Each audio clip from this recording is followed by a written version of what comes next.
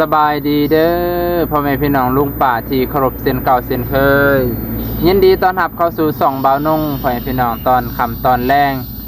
เพราะว่ามื้อนี้ก็สิได้มายกเสาเฮือนครัวของน้องสายฟ้าให้มันแล้วเสร็จสิ้นภายในมื้อนี้พ่อแม่พี่น้องเป็นจังได๋ก็ฝากเป็นกำลังใจให้ในเด้อพ่อแม่พี่น้องคนละไลค์คนละแชร์คนละคอมเมนต์ขอบพระคุณหลายๆพ่อแม่พี่น้อง FC น้องสายฟ้าเบิดสุขุสุคนเนาะตอนแรงแล้วพ่อแม่พี่น้องก็ประมาณ2 โมงกว่าๆเนาะแดดกำลังบดแล้วก็เลยลุยงานต่อเพราะว่าตอน 11-12 โมงแดดแห้งพ่อแม่พี่น้องเดี๋ยวบ่สบายพ่อแม่พี่น้องตากแดดแห้งก็ยันบ่สบายเดี๋ยวสิบ่ได้มาพ่อแม่พี่น้องเดี๋ยวสิพากันตัดใหม่ก่อนเดี๋ยวไปเบิ่งคุ้มก่อนพ่อแม่พี่น้องสบายดีสบายดีเด้อพี่น้องเด้อโดยกำลังเฮ็ดหยังอยู่น้อนี่มาว่างสิได้ตัดไม้ท่าเว้ยพี่น้องโอ้กำลังตัดไม้ทาเนาะว่ามันอยู่ห่มแน่นะอยู่ห่มโอเคเฮาก็เอาไม้ตัวเบายกมาไว้ห่มเนาะโอเคไม้ตัวนี้เอาไปใส่บอนใดเนี่ยตัวนี้จะใส่เอิ้นมาเนี่ยขอซองบ่ขอซองเนาะอันนี้เสาเนาะตัวนี้เลยขอซองให้พี่น้องยาวๆตามลายของสังกะสีนั่นแหละโอเคจากลำ2 เซนก่อนเนาะยางละข้างเลยนี่ข้างขวาข้างซ้ายได้พี่น้องโอเคไปเบิ่งอันนี้ก่อนพี่น้องไปเบิ่งบอนที่เฮาจะเฮ็ดครัวนี่แหละคุ้มกับขุดแล้วเมื่อเช้านี่เพิ่มเติมทั้งหน้าก็ทั้งหน้านี่50ทั้งหน้านี่50เด้อพี่น้อง50เพราะว่าทางหลังก็เอาลงอีก7ให้มันเป็น70นี่ทางหน้า50ไปแล้วพี่น้องตัวนี้คุ้มใหญ่แน่นี่คุ้มบ่นุ่งนี่แบบตรงจุลูเลยพี่น้องจักสิได้เสาใดก็สิเป็นเสาน้อยนี่เสาทางหน้าเนี่ยพี่น้องเสาทางหน้านี่มาไว้ทางนี้เสาตัวน้อยมาไว้ทางหลังแล้วก็อันนี้ก็โอเคได้แล้วโอ้แทกบ่ไปนี่ไม่ตัวทางหน้ามันนี่โอ้ไม่ตัวทางหน้ามันเนาะกลางเนาะกลางเสากลางหลุมแล้วให้พี่น้องเอา2 เมตร 30คือกันเนาะ2 เมตร 30โอเคไปทางนี้กัน30ทางหน้า30ข้างอีกก็30ไปหลัง30ขวาง30ให้พี่น้องก็บ่ได้ว่าใหญ่ดอกพอดีก็พยายามบ่ให้มันจ่วยบ่ให้มันบิดบ่ให้มันเบียดแล้วพี่น้องเพราะว่าเฮาก็แทกบางครั้งนี่เฮาก็บ่ค่อยเฮ็ดแต่ว่าเฮาก็จะซอยน้องเพิ่นนั่นแหละพี่น้องซ้ำว่าให้มันเพิ่นอันนั้นได้ยินโครงการว่าเพิ่นสิแห่กอดินอิฐพี่น้องนี่แหละกออิฐแบบนี้กอจัก2 แถว 3 แถวให้พี่น้องสั่นที่แรกก็ให้มันขุดเป็นร่องขุดเป็นร่องแล้วเฮาก็เทปูนใส่แล้วเฮาก็คอยคันบ่เทใส่มันสิแตกอนาคตให้พี่น้องเฮาก็เทใส่เป็นร่องพอดีกับก้อนอิฐนั่นแหละก็บ่ได้เลิกประมาณนี้แหละพอได้กันดินสไลด์แล้วเฮาก็ก่อขึ้นไปพี่น้องก่อขึ้นแล้วค่อยเอาดินลง3 ก้อนที่แรกดินแล้วก็ก้อนที่2ว่านี่ได้พี่น้องถ้าเบิ่งตอนต่อไปพี่น้องเสาก็ได้บากไปได้เด้อพวกเสาพวกนี้ก็บากไปแล้วบากก็โอ้ยเพื่อสิบากถือให้พี่น้องบากพิษบากถือเสาหนึ่งเลยนี่โดยที่เฮาก็บ่เคยเฮ็ดอะไรพี่น้องก็มาเบิ่งว่าโอ้ถือว่าเป็นประสบการณ์ของเฮาพี่น้องคันบ่ลองก็บ่ฮู้บ่ลองบ่ฮู้บ่ดูบ่เห็นพี่น้องคือเพิ่นว่าแหละลองเบิ่งจักตั้งซ้ำซาเฮาเฮ็ดบ่ได้ใหญ่ดอกเฮาเฮ็ดแค่อยู่ก็ลองเบิ่งแต่หน้าแต่ในเฮาก็พอได้เฮ็ดเฮือนเจ้าของเป็นผู้ใดพี่น้องนี่แหละไปเบิ่งบรรยากาศนำกันพี่น้องเดี๋ยวน้องสายฟ้าเพิ่นกำลังมื้อนี้เบาบางเพิ่นสิพาน้องซักผ้าพี่น้องพอให้พี่น้องก็ถามว่าโอ้ผ้าในกะละมังนี่สิเป็นเดือนแล้วมันก็พี่น้องนี่พระเอกเราเป็นคนเรื่อยเลยนะเพิ่นว่าอยู่ซอยเพิ่นว่าเบิ่งอัพอึ๊บโดยสบายดีเก่งแท้ล่ะเก่งแท้เลยก็จะเลยใช่เลยเสร็จน่ะค่อยเด้อใกล้แล้วอึ๊บ1 2 3แล้ว โอ้ย ยังโอ้เทือพอดีขาดเลย ตัวนี้ ไม่ตีนอกวัน เป็นไดเป็นยังนี่ยังถึก เด็ก อ้าวมันคือมีถึง น่ะระวังเด้อระวังเด้อ พอได้ใช่ปะตัดพิษเลยจ้ะ ระวังมันปาดนิ้วอยู่คล้องได้หำได้ อุ้ย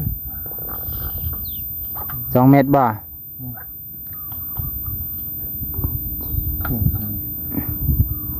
อันนี้ทางหน้ามันทางหน้าแบบนี้กับทางหลัง พอดีกับเสาเลยเนาะโอ้ 30 เด้อจังนั้นมันคือยาวว่ะ ตัวละ นั่นน่ะ ตัวลงมาในนี้ ตัวนี้บ่2 เมตร 30โอ้2 เมตร 30นี่คือเพื่อสังกะสีแล้วเนาะ เอามาเราตัดตัวนั้นตัดตัวนั้น สังกะสีนี่2 เมตร 38 2 เมตร ตัดตัวนั้น 38 สังกะสีมันสิเลอะออกมาอีก เอามาเราตัดเถอะ แบบนี้เลย สังกะสีมันสิเลี้ยวเอาไว้หน่อยหนึง 8 เซนนิดนึง เอามาเอา คือมันก็สิมีหางลิ้นอยู่หน้อยหนึงเพื่อนพี่น้อง เขาอยากตัดไปได้ เป็นหางลิ้นอยู่หน้อยหนึงแค่8 เซนเพราะว่าสังกะสีมันสั่นไปพี่น้อง8 ฟุตเองโอเคเอ้า เอาเข้าแล้วมันสิน้อยนะพี่น้อง เพราะว่าไม้ตัวนี้นี่มันก็พอดีกับหลุมแล้วเนาะเฮาวัดหลุมเลยเมื่อกี้นี่เพราะว่าเฮาก็เอาสังกะสีเป็นเกณฑ์ก่อนบางเทื่อยกขึ้นไปแบบสังกะสีบ่พอทางหน้าสั่นทางหน้าทางหลังสั่นทางหน้ายาวแบบนี้นะเฮาก็ต้องเอาสังกะสีเป็นเกณฑ์ไว้พี่น้องหลังจากนั้นเฮาค่อยมาเคลียร์คุ้มบัดนี้เคลียร์คุ้มโอเคสิตัดซอยหนิดนึงสั่นตัดก่อน เดี๋ยวตัดให้หน่อยนึงลำนึง ไปตัดน้ำแน่ ตัดนั่นแน่เดี๋ยวพ่อแม่พี่น้องว่ามีจะคุย1 2 3ครึ่งหนึ่งเนาะโอเคป่ะ เขาอยากตัดเวลา ตัดหลายๆป่ะสั่นคนละเส้นเลย ผ้าตัวนี้เลย ใช่ป่ะ ได้นี่ เขาตัดเต็มคอ ฮะ เขาตัด พอป่ะ หน่อย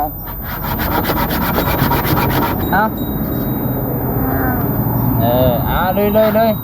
ก็นั่งนะ นั่งบ่เหยียบก็ได้บ่ เดี๋ยวก็ได้นั่งก็ได้ นั่งเหยียบก็ได้นั่งก็ดีเนาะ อันนี้มันเป็นซาก สี่เหลี่ยมเลยปกติตั้งหน้ามันสีเงาจริงๆเนาะ พอไปดู ตัดค่อยๆไปไม่มีปัญหา ภาษาจีกับภาษา แต่มันสีมันสั่นแน่ สีเอาในภาษาจีนต้องเท่าไหร่ มันออกมาบ่ได้เลยเนาะออกมาทางหน้าบ่ได้แล้วความยาวมีแต่มันสิถอยหลังอย่างเดียว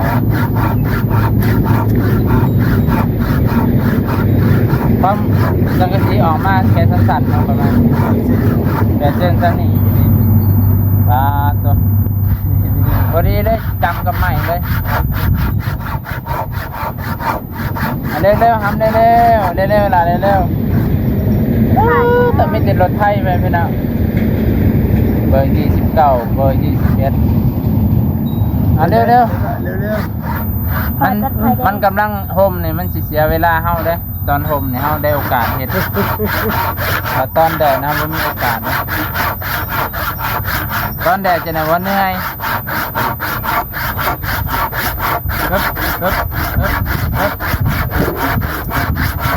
แกแล้ว บาทที่2เด้อ ระวังมือถืออันนี้ได้ไปขอบนี่ได้ เรียบร้อยบาท เรี ที่ ยบร้อย 2เอามา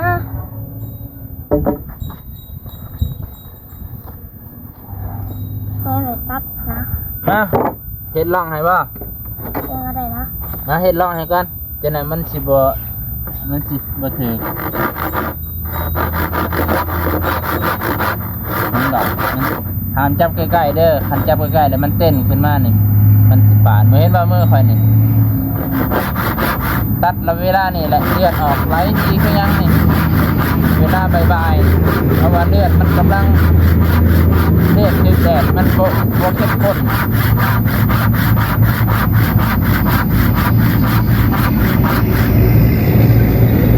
เดือดออกยามร้อนนี่ไหลออกดีมันแล้วเพราะว่าร่างกายเฮาร้อนอันตอนเช้าให้แน่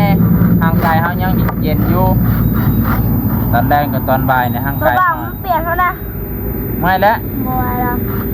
เอ้าเมื่อยก็บ่บอกมาเอานั่งให้ในตีสั่น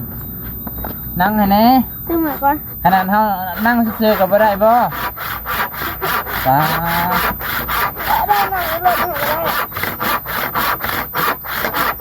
แดดไม่รู้ว่า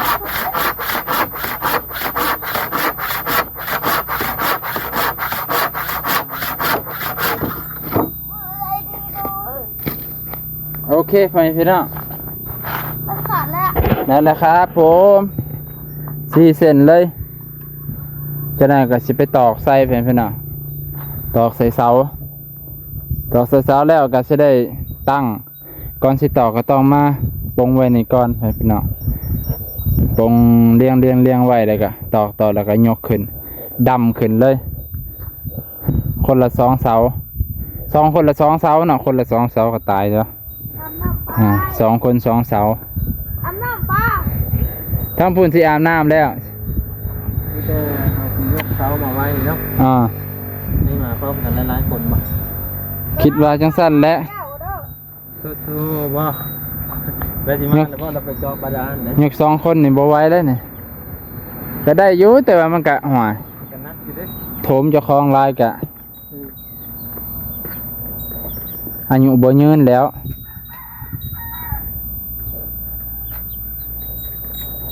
ตัวหนึงก็สิยกกายไปพุ่นไปพี่น้อง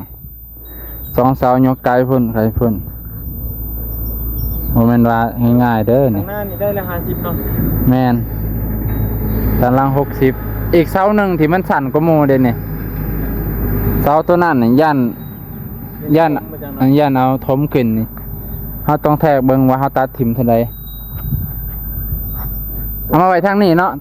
เพราะว่าหาลมมาที่ทางพุ่นพอได้มันค่ำ เสาตัวสั้น เสาตัวสั่นเอามาไว้ทางนี้ เสาตัวยาวนี่แสดงว่าเราต้องได้ขุดอีกครั้ง บ่ได้ขุดพอดีไปแล้วมีตัวสั่นนั่นแหละตัวสั่นถมลงจักว่าสิถมลายบ่จัก ประมาณอยู่40ไม้ตัวตัดออก ต่อไปพี่น้องอ่ะ แดดได้พี่น้องเอ้ย โอเคพ่อแม่พี่น้องลุงป้าบัดนี้ก็สิได้ยกเสาขึ้นแล้วเด้อสิมาตั้งเสาไว้ก่อนพ่อแม่พี่น้องต่อสังแล้วก็ค่อยตอกไม้เส้นตอกไม้เส้นแล้วค่อยว่ากันอีกเทื่อนึงเด้อพ่อแม่พี่น้องเพราะว่ายก2 คน3 4 คนนี่พอดีพ่อแม่พี่น้องเสาละ2ก็สิไหวอยู่นะตอนนี้ก็ยกเสาอีก2 เส้น2 ลำ 2 ต้นโอ้ทางพุ่นแหละทางทงหน้าพุ่นเพื่ออยากให้มันพร้อมเพรียงกันเอามาไว้เฮียงกัน2นี่เลยไปพี่น้องไปน้ำกันไปพี่น้อง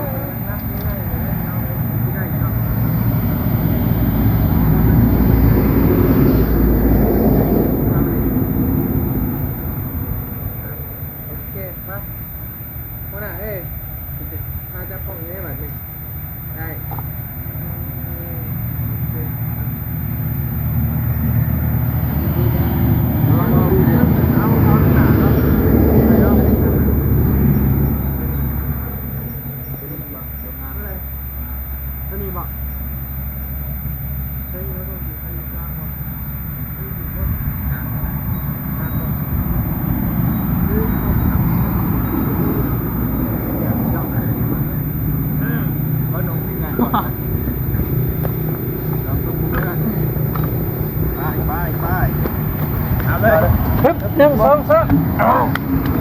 เย้ไปแล้ว1 ต้น ได้อยู่เอาตัวนี้นักปานใดบ่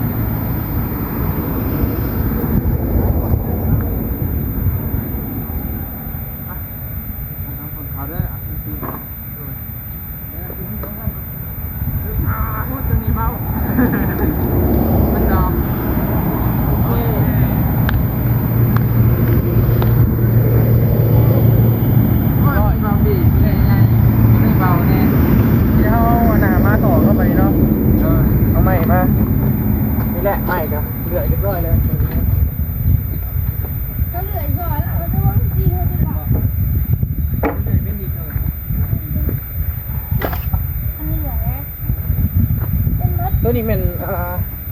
ตัวนี้เป็นทางยาวหน่อยเนาะ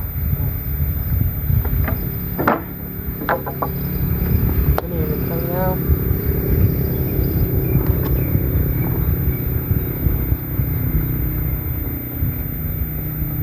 ดูสันนะเอาเหรอ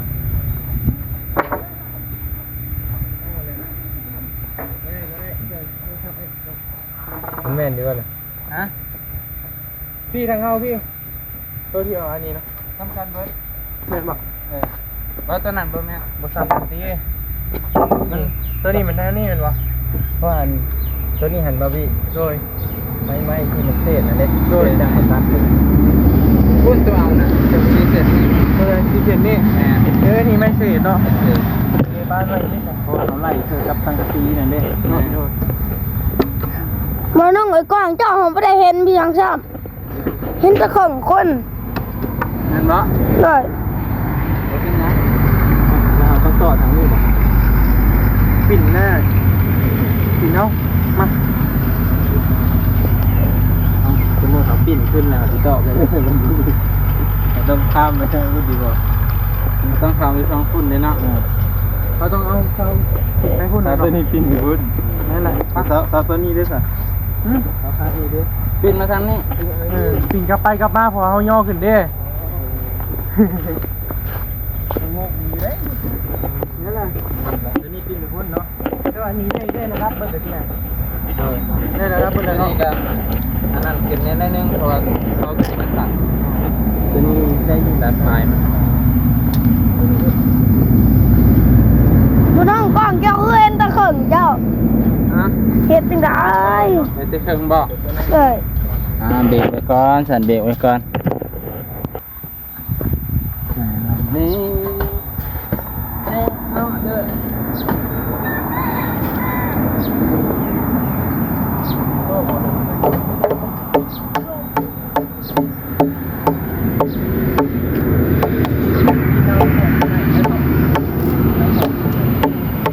เสานี่แหละมันใหญ่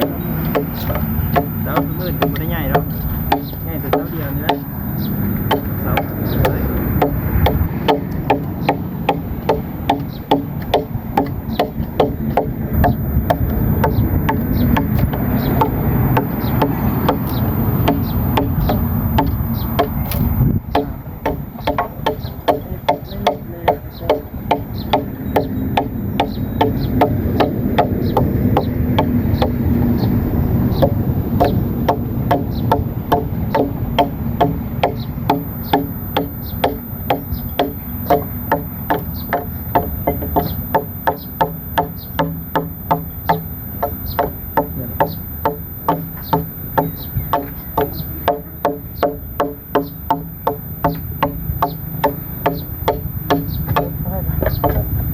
ตัวนี้50 60ได้ไหมเนาะ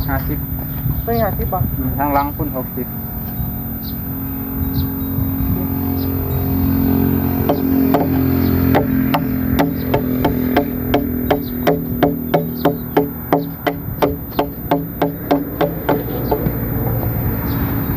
เป็นคุดเกิดบ้านนี่เป็นคุดกับลูกนะ แล้วมันจะได้กินบ่ต้องปิดเลยได้เสากินข้างหน้านี่มันออกข้างหน้าเกิดขึ้นมันดิบเนี่ยเจ้าลืมหนึ่งแค่ขุดตะปูดินเขายังย่างอยู่โอ้เต็มเลยดินอยู่ ได้อยู่แล้วมา อุ้ยเยอะแล้วแล้ว ระวังตรงถึงลีนเด้อ ในหนุ่มสีขาวมาทำมือเขาเรียกว่านี่ที่เรามาอยู่พี่มันสีถือเจ้าเอาเป็นขึ้นเลยเนาะ นี่เลย เรียกว่า ว่าเป็นอะไรกัน เอาเลย 1 2 3ดันแท็กเตอร์ครึ่งไว้ ต้องก่อน ไปนั่นไปเป็นก่อนไปโอ้ยกับบริสูงนะบริงามเลยเสียเราถูกนี่ได้ไหมเนาะ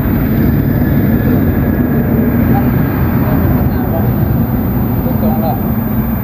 เพราะว่าตัวนี้บาดข้างหน้าเราไว้ไปทางนั้นได้อยู่นี่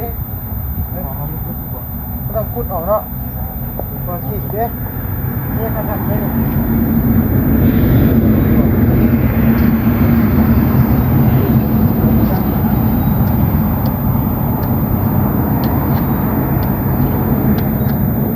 พอดีงามเลยแหละ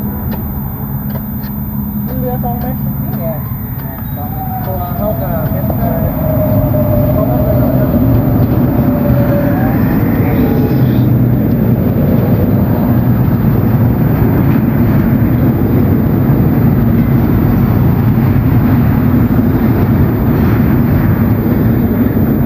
พอดีงามเลยนะสภาพเนาะ ไอ้ปีห้องกับโหลหน้าเลย เปียก เพ่นดูบอลหนังนี่พี่ห้องไม่นะ ไม่บี้นะตั้งไว้กันได้ไหม เขาจะไม่ได้ แล้วก็อย่าจะเมื่อยเนาะ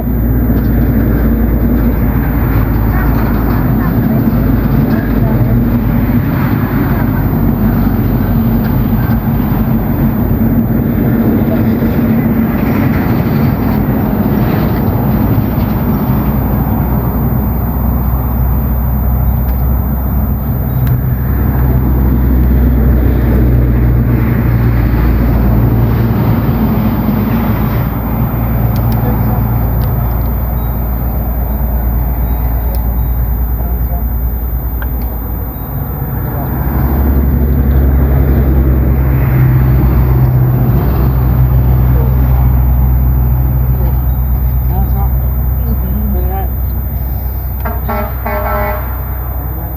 พี่แล้วว่ามันต้องตั้งที่สี่ได้ เป็นจับมาสั่ง ใจเย็นมาก เอามาตั้งกับห้องพี่ว่าได้ต้องเพิ่มไปไม่ได้มันจะทำกี่ต้มค่ะอย่างเดิม มาได้ไหม ลองใหม่ เอาไหมหรือปิดเอาฮะ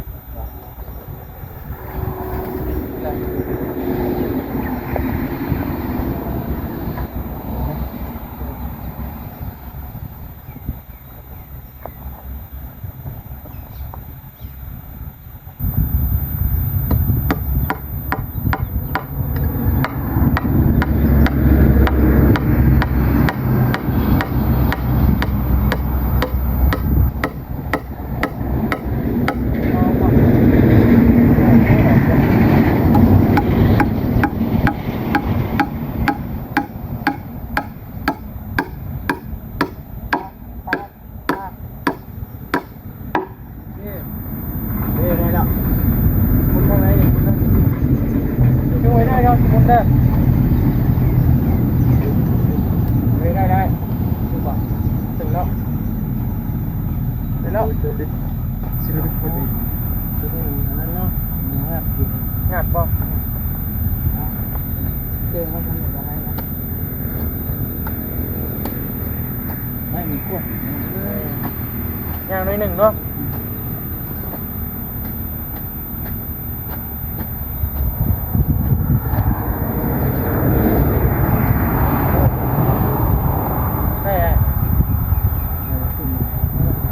ตรงบอ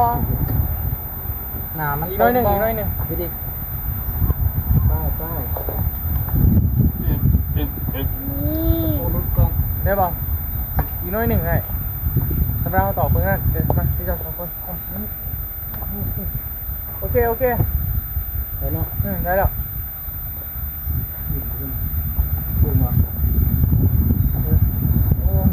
โอ้มีนะเนาะทุกตัวตั้งในรอบที่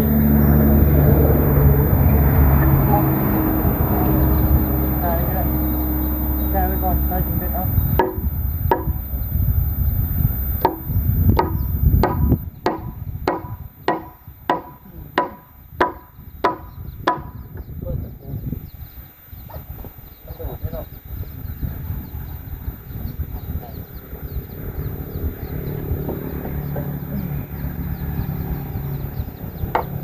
ว่า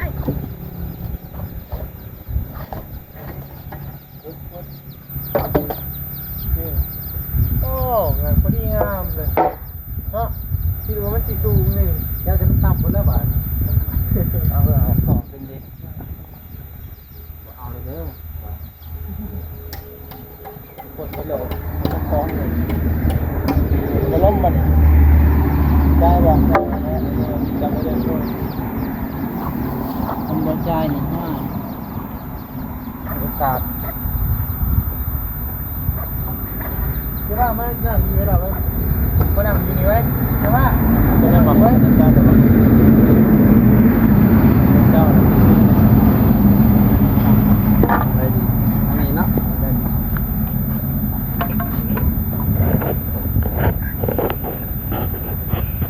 ต้องงานป่ะอะไร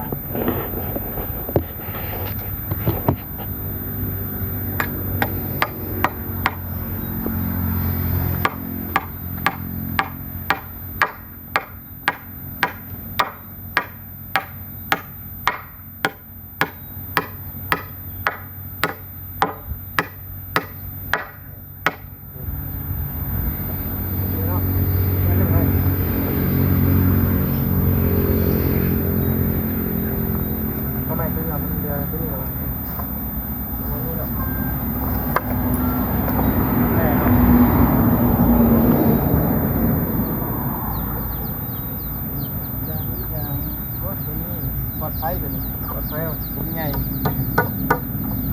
สบายเลยสบายนั่งเดี๋ยวซื้อหนัง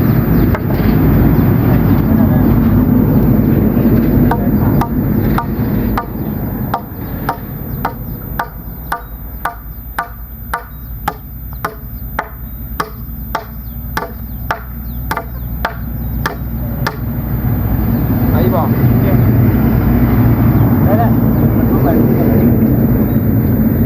มาทางนี้มันลงไม่พ้นมาทางนี้เอาสิยกแต่นั้นมันตกกันไปก่อนเนาะ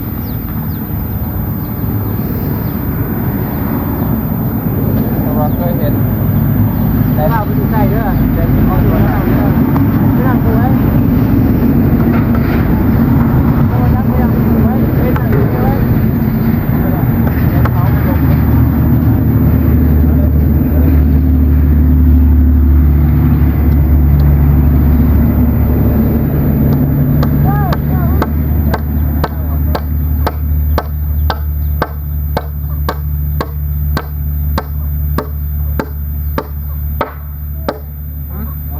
โอ้ยทำพังหมดเลยนี่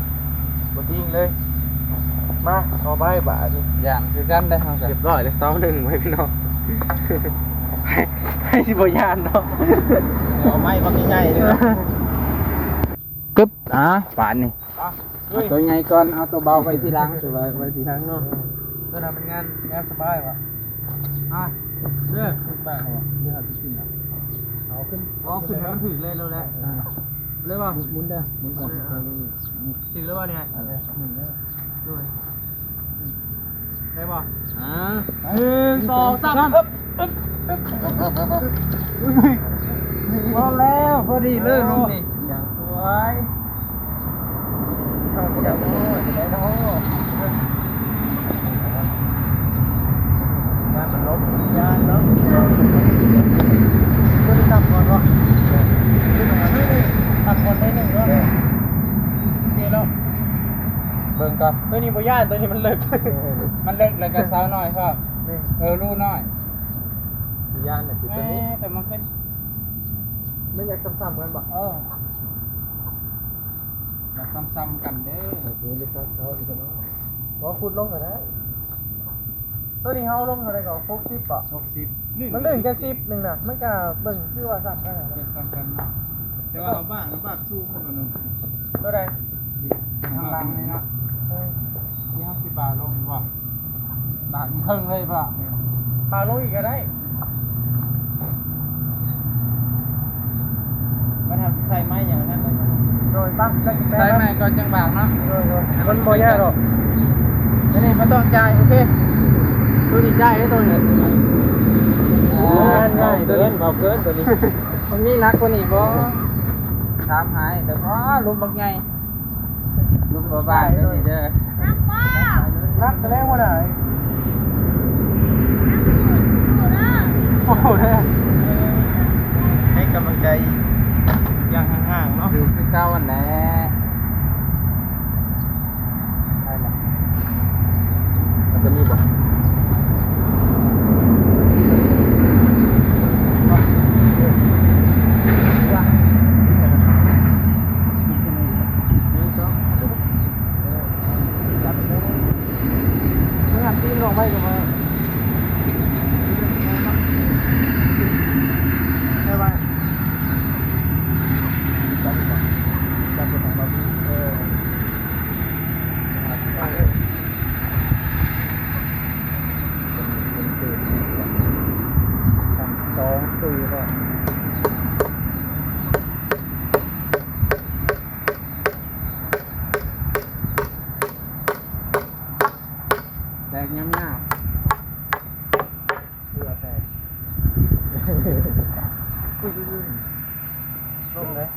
นี่แหละตัวซีเลย ตัวนี้ใกล้ลายเลยตัวนี้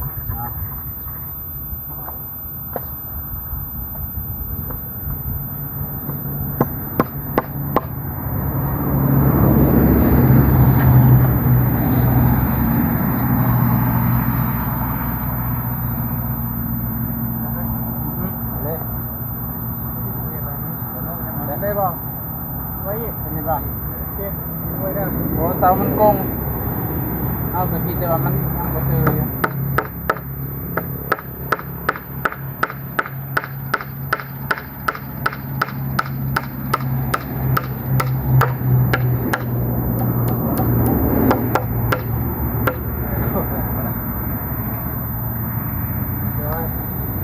ได้ดีกว่าไปทางหลังนี่เนาะให้ก็ได้โอเคขนาดนี้เอาตะปูซิปเลยว่ะนี่แน่ใช่เนาะ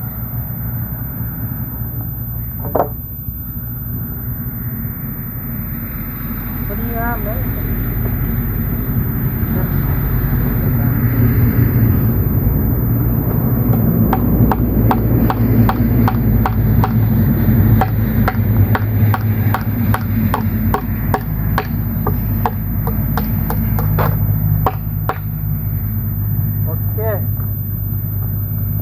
ตัวนี้บ่ได้บ่ตัวนี้มันไม่ได้เดียวมันแบบนี้เนาะไว้ให้มันล่มมันก็บ่ล่มก็มันอันนั้นหลงคุ้มหน่อยกับตัวนี้คุ้มมันใหญ่แล้วคุ้มมันเลิกแค่อะไรนะโอเคพี่น้องอยู่ว่าตั้งเรียบร้อย4 เสาแล้วตอนนี้พวกเราก็มีแต่แบบจับให้มันเที่ยงมีจับเลยออกที่ว่าไปบ้านนั่นกันเนาะเดี๋ยวจะหน่อยพากันเปลี่ยนให้มันเปลี่ยนเงินเลยกันดีพากันชมเลยก็ได้ชมเลยก็สิต่อข้างเป็นโค้งไว้อะไรมือนี้เปลี่ยนให้มันแล้วโค้งเลยสำหรับมือเดี๋ยวจึงได้การพาเบิ่งน้ำกันอีกวันนึงคือว่าขึ้นเวท4 เสาพิธีเยี่ยมห้อยแล้วตอนนี้ครับย้ายไว้เยี่ยมเปลี่ยนให้มันแบบให้มันเข้าที่ขอทางมันอะไรเนาะพี่น้องเนาะเป็นจังได คืออยู่บ่พอดีงามเลยได้บ่สูงบ่ต่ำเลยพอดีงามเลย บัดเฮาคูนดินขึ้นอีกเนาะ แม่นพอดีงามเลยพอดีเนาะบ่สูงบ่ต่ำ พอดีงามเลย มีแต่พวกเฮามีสีปรับหน้าดินแท้มีแต่ ต่อไปพี่น้องตัวนี้ก็ชื่อว่าได้ตั้งเสาขึ้นเรียบร้อยแล้วเด้อพี่น้องลุงป้าก็ได้แฮงกัน3 คนนี่แหละพี่น้องเบาบีเบาบางเบานุ่ง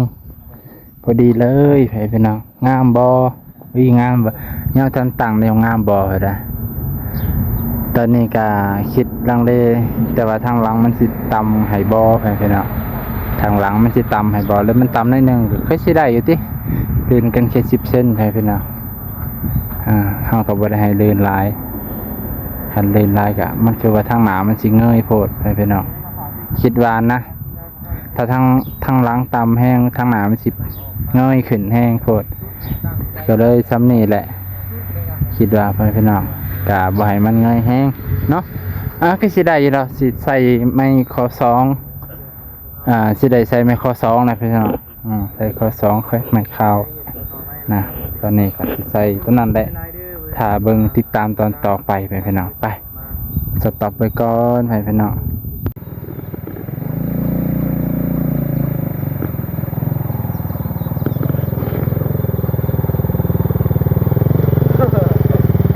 โอ้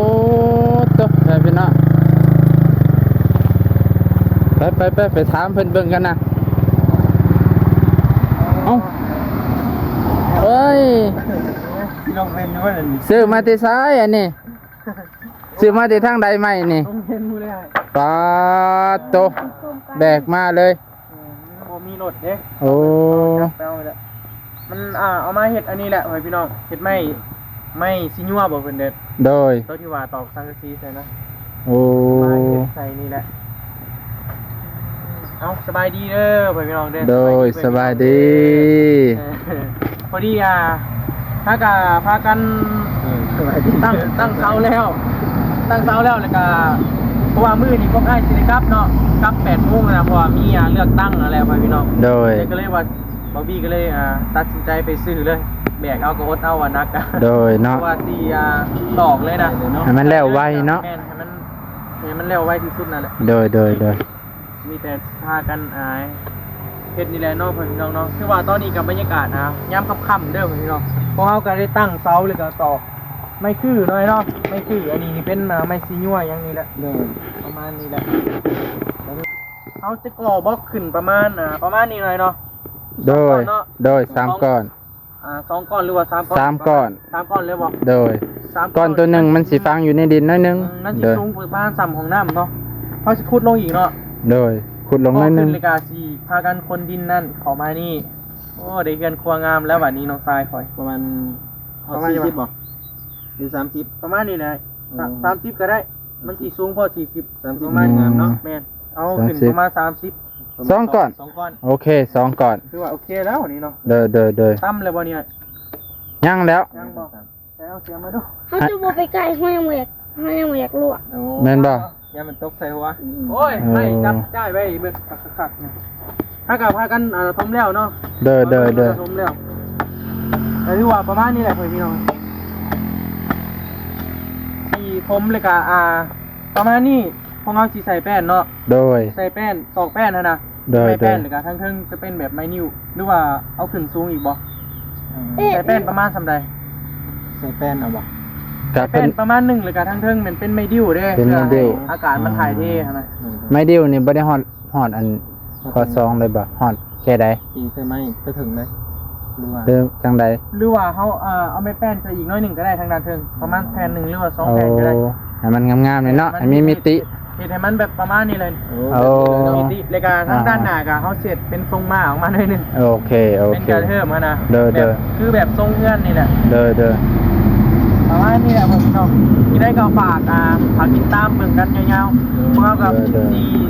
ตั้งใจเฮ็ดหน้าที่นี่ให้มันออกมาดีที่สุดเด้อพี่น้องเด้อที่ได้ก็ฝากทุกคนให้กำลังใจพวกเขานี่เด้อ ติดตามเบิ่ง ติดตามเบิ่ง สิเฮ็ดให้มันออกมาดีที่สุดนั่นแหละโอเค ฮะไปพี่น้องสำนี้ก่อนนะตอนค่ำหัวแรงพอดีงามบ่าวแก้วเพิ่นโทรมาคือสิมาแล้วแหละ แก้วว่า โดยบุ้ยไปหับเพิ่นนะเดี๋ยวบ่าวน้องสิโทรหาบ่าวแก้วก่อนไปพี่น้องพอดีเพิ่นสิมาเพิ่นนี่เงินเด้อเพิ่นสิมาเลี้ยงหมูกระทะคือ มื้อ ว่า นี้พวกเขาจะบ่ได้เมื่อจะนอนอยู่ทางนอกพุ่นเลยเด้อ โอ้ บ่มีเมื่อแล้วมื้อนี้ก็ โดย มันค่ำเลยเด้ โอ้ที่น่าอาบน้ำเด้อ โอเคลูกพี่เดี๋ยวสูบน้ำให้อาบเนาะ เด้อยังอาบน้ำ เดี๋ยวจะหน่อยให้เป็นอันนี้แล้วก่อนเดี๋ยวสิตำซอยเบาบี้ก่อน โดย ให้มันแน่น แม่บอบบี้ นะไปพี่น้อง ได้แก้วฮะบอบบี้ก็สิเฮานอนแล้วกันนี่แหละ ไปพี่น้องกับสีจบเพียงเท่านี้ก็เด้อตอนคำหัวแรงของมื้อนี้เนาะบ่าวนงก็ขออนุญาตบัดคำบ่ได้ถ่ายวิดีโอหลายปานใดเพราะว่าถ่ายไลน์กับอัปโหลดช้าคือเก่าเพื่อนพี่น้องโทรศัพท์มันช้าก็เลยพยายามเอาแต่คลิปที่มันช็อตเด็ดนั่นแหละเพื่อนพี่น้องตัวสำคัญนั่นแหละก็เลยบ่ได้ถ่ายยาวปานใดขอโทษขออภัยเบิ่งบรรยากาศอยู่2ของบาวบีเด้อเพื่อนพี่น้องจะมีบรรยากาศตลอดเนาะตอนนี้กับบ่าวน้องอำลาพระจากขอบขอบใจขอบพระคุณเพื่อนพี่น้องลุงป้าที่รับชมตั้งแต่ต้นจนจบที่ให้กำลังใจมาโดยตลอดเด้ออยู่ดีมีแรงเจ็บอยู่ใดใครยังมีสุขภาพแข็งแรงขอบพระคุณหลายๆขอบพระคุณครับ